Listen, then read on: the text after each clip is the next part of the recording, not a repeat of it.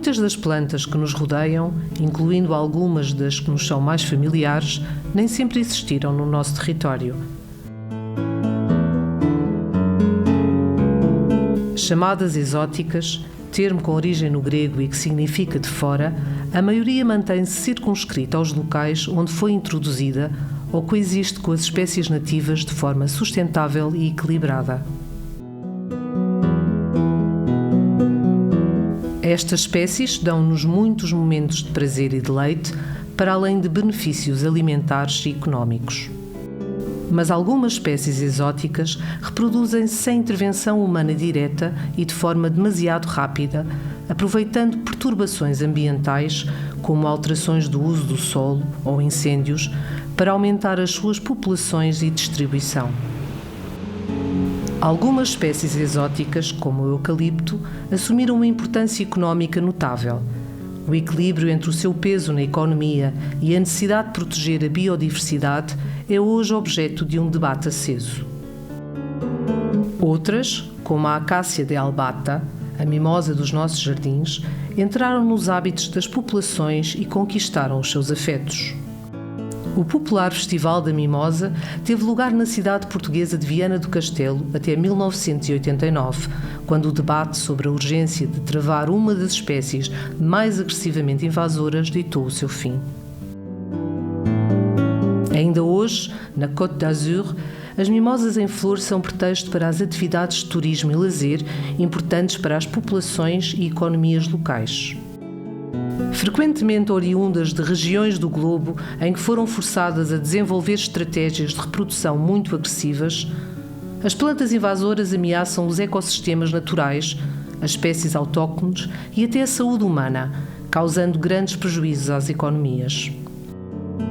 As espécies invasoras têm sido, nos últimos séculos, uma das principais causas da extinção de espécies. E porque o seu número continua a aumentar ano após ano, tem-se procurado tomar medidas para limitar a sua ação e impacto. Desde 1999, que vigora em Portugal legislação regulando a introdução de espécies exóticas, listando as espécies problemáticas e proibindo a detenção, a criação, o cultivo e a comercialização das plantas consideradas invasoras e de risco ecológico. Mais de 30 mil espécies vegetais estão hoje vedadas à importação sem autorização na União Europeia, numa vigilância que se destina tanto a proteger as espécies em vias de extinção nos seus habitats naturais, como a impedir a introdução de espécies invasoras. Mas nem sempre foi assim.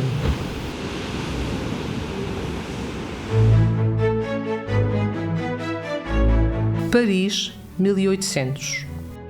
Nicolas Baudin, capitão da Marinha Mercante experimentado em viagens de exploração botânica para a coroa austríaca, propõe a Napoleão Bonaparte uma expedição científica à região da atual Austrália, a que então se dava o nome de Nova Holanda. O objetivo é cartografar as partes inexploradas daquele território e ali recolher plantas, animais e minerais.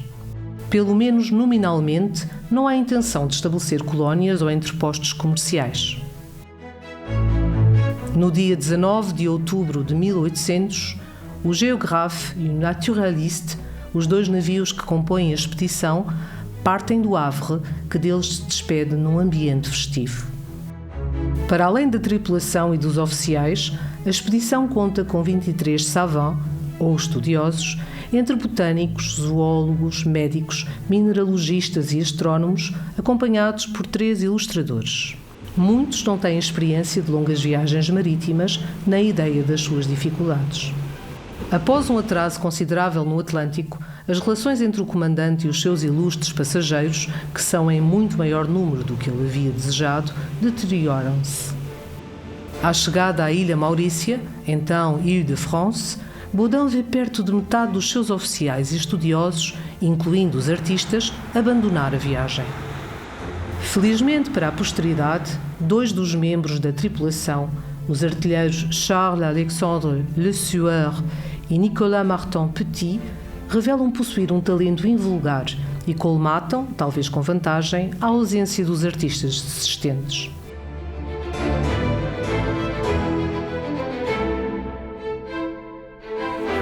Embora os elementos mais turbulentos hajam abandonado a expedição na ilha Maurícia, a tensão continua a minar a vida a bordo, agravando uma situação que o escorbuto e a dissenteria viram a tornar quase insustentável.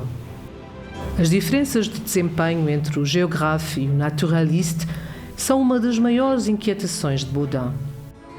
O Naturaliste é mais lento e menos manobrável do que o Géographe, obrigando o navio de Baudin a perder tempo precioso. Com mais ou menos dificuldade, grande parte da costa da Nova Holanda é cartografada e ao sudeste da Austrália é dado o nome de Terre Napoléon. Extasiados com a variedade de flora e fauna, os cientistas coletam inúmeras plantas desconhecidas e capturam animais nunca antes vistos por um europeu. A longa travessia por mar será penosa para os animais. Os que são suficientemente fortes para sobreviver têm de ser alimentados à força. Também a aclimatização das espécies vegetais é problemática. O zoólogo François Perron, com quem Baudin mantém uma relação tensa, converte-se em antropólogo e volta a sua atenção para os aborígenes, em relação aos quais tanto os exploradores como o comandante mantêm uma atitude respeitosa. Os ilustradores tudo registam, em desenhos de uma qualidade tão artística quanto cientificamente rigorosa. A 8 de abril de 1802, o Géographe cruza-se com a expedição inglesa de Matthew Flinders, nominalmente hidrográfica, que seguirá no encalço de Baudin a bordo do Investigator. Os britânicos haviam sido prevenidos da expedição francesa pelos pedidos de passaporte, que numa época de guerra entre a Grã-Bretanha e a França eram essenciais à navegação das expedições científicas e lhes garantiam um porto seguro. Baudin é informado por Flinders que a cartografia da costa da Nova Holanda está praticamente concluída. O encontro entre os dois homens, na baía que ainda hoje se chama Encounter Bay, Baía do Encontro, põe término a qualquer intenção que pudesse subsistir de reclamar para a França e para Napoleão o território da atual Austrália, assim batizada mais tarde pelo próprio Flinders. Em dezembro de 1802, ao largo da terra de Van Diemen, atual Tasmânia, Baudin decide que o Naturaliste regressará à França com a primeira carga de animais e vegetais, ao passo que o Géographe continuará a tarefa de exploração. A 7 de junho de 1803, o Naturaliste desembarca no Havre. Joséphine, mulher de Napoleão Bonaparte, desvia quase tudo, fauna e flora, para povoar os jardins do seu castelo de Malmaison. O Géographe chega à França 10 meses depois, em março de 1804, mas sem Baudin, que, sofrendo de tuberculose, fora desembarcado na ilha Maurícia, onde morre. Aproveitando a sua ausência, os oficiais e savants sobreviventes ajustam contas com Baudin, pintando a imagem de um navegante incompetente e prepotente e atribuindo-lhe todos os fracassos da viagem. Para a desgraça da memória de Baudin, é Perron, o seu arqui-inimigo, quem se propõe redigir o relato oficial da viagem. O comandante surge tratado pelo nome apenas uma vez e apenas para dar nota da sua morte. Os mapas e os nomes que Baudin atribuíra aos vários locais cartografados são alterados, tanto por Perron como por Louis de Freycinet, outro participante da expedição que conclui o relato após a morte do zoólogo.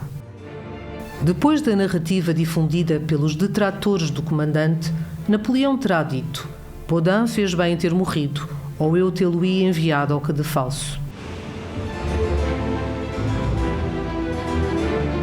Uma carta de Baudin ao governador da colónia penal britânica em Port Jackson, onde hoje se situa Sydney, levanta um pouco do pó que então se abateu sobre a memória do comandante.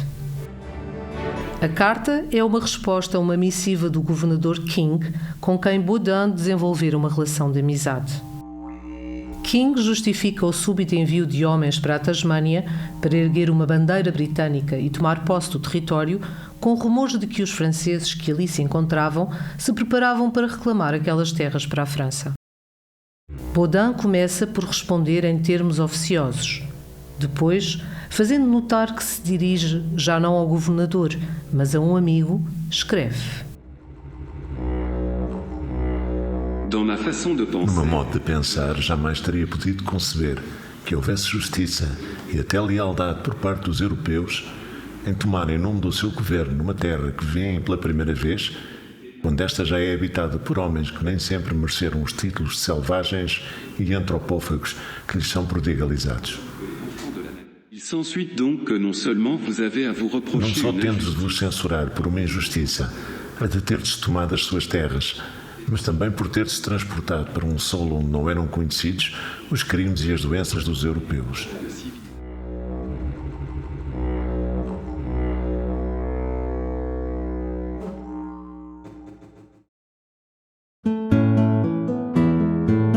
Diz-se de Joséphine Bonaparte, primeira mulher de Napoleão, que é a origem martinicana que lhe dá o gosto pelas flores. Aos 37 anos de idade, ela compra o castelo de Malmaison, a poucos quilómetros do centro de Paris, por cerca de 300 mil francos, um valor que enfurece Napoleão quando este, regressado da campanha do Egito, dele toma conhecimento. Ali, Joséphine quer fazer nascer o mais belo e interessante jardim da Europa e um modelo de bom cultivo.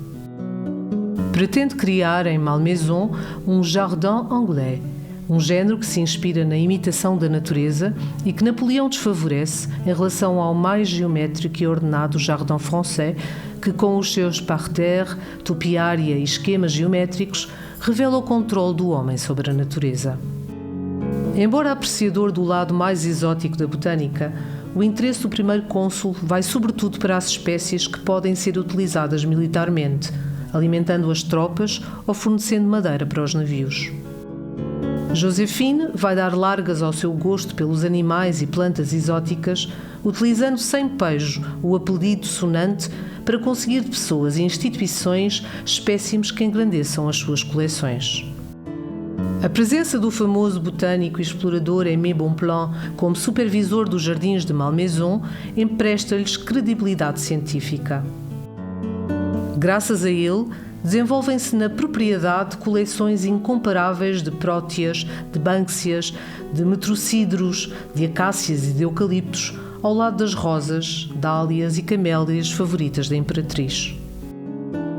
A primeira camareira de Joséphine, Mademoiselle Avrillon, registra nas suas memórias: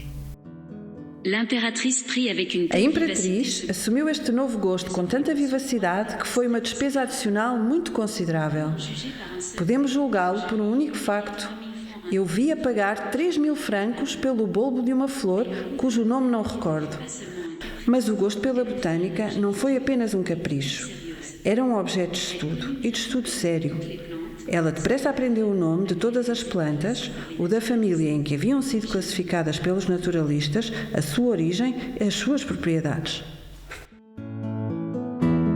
Joséphine compete com o Musée d'Histoire Naturelle por espécimes, obtendo-os diretamente dos botânicos que haviam participado da campanha de Napoleão no Egito, assim como da expedição de Baudin à Austrália e à Tasmânia e das viagens de Alexander von Humboldt e Aimé Bonpland à América do Sul. Após o divórcio de Napoleão e o seu casamento com Maria Luísa de Áustria, justificado com a necessidade de gerar um herdeiro, Joséphine obtém a posse do castelo de Malmaison e o direito a uma pensão anual de 5.000 francos, paga pelo Estado francês. Perto de 200 novas espécies terão florido pela primeira vez nas encostas de Malmaison, desde a coroação de Joséphine como imperatriz até à sua morte em maio de 1815.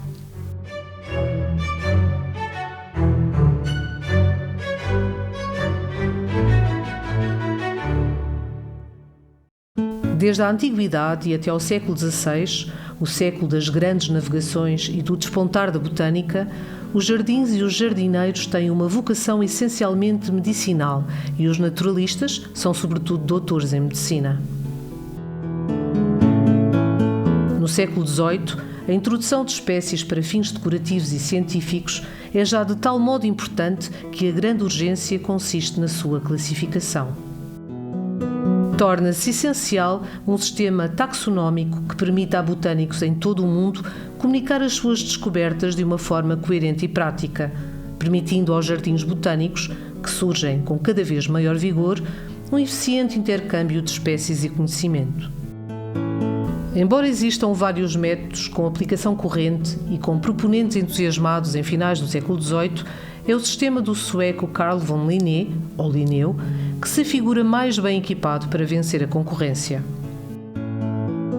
O mais antigo jardim botânico português, o Jardim Botânico da Ajuda, foi desenhado após o grande terremoto de 1755 por ordem de Dom José e instigação de Pombal, para desfrute da corte e educação dos príncipes.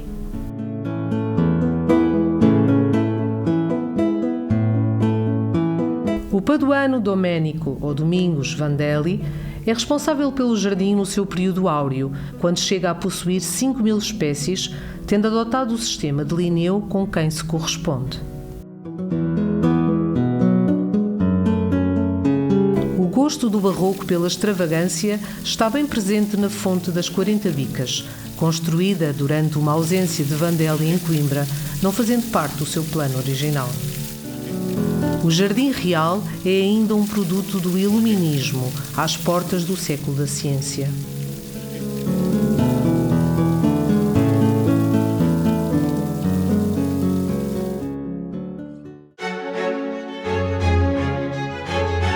Enviado a Lisboa por Napoleão durante a primeira invasão francesa, o celebrado naturalista Geoffroy Saint-Hilaire cumpre zelosamente, com a proteção de Junot, a missão de que vem incumbido: escolher e enviar para a França os espécimes naturais que não existam nas coleções francesas, assim como toda a documentação que lhes diga respeito. Mais tarde, acusado de haver colaborado, para além do que lhe era exigido, no saque de Saint-Hilaire, Vandelli cai em desgraça e é exilado nos Açores. As espécies enviadas para a França existem ainda hoje no Jardin des Plantes, em Paris. Após o seu regresso do Brasil, Dom João VI viria abrir o jardim ao público, mas apenas às quintas-feiras. Hoje, aberto a todos e acrescentado de um jardim de cheiros pensado para invisuais, o Jardim Botânico da Ajuda mostra o resultado de um empenhado trabalho de recuperação levado a cabo nos últimos anos.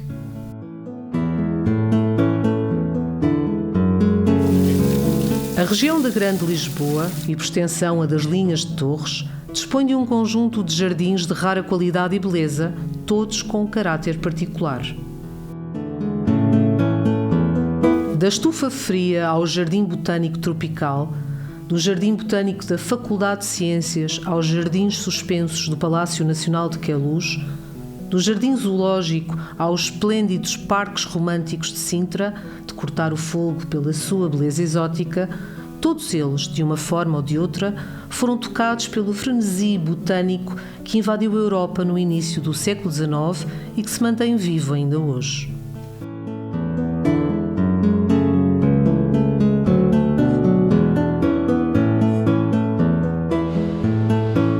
Exilado em Santa Helena, Napoleão, a quem o médico sugerira a jardinagem como forma de revigorar o corpo e a mente, introduziu na ilha 2 espécies, ambas originárias da Austrália, conhecidas entre nós como acácia de espigas e flor de palha, que o faziam recordar Joséphine e Malmaison.